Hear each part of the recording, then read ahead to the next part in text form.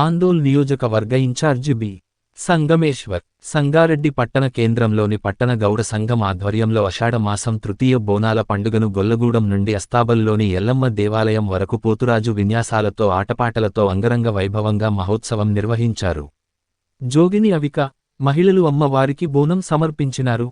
ఈ మహోత్సవంలో TPCC working president Jaggareddy, TGIIC chairman Nirmala Jaggareddy, BRS నాయకులు చింత సాయినాథ్ మరియు గౌడ సంఘం నాయకులు తదితరులు పాల్గొన్నారు.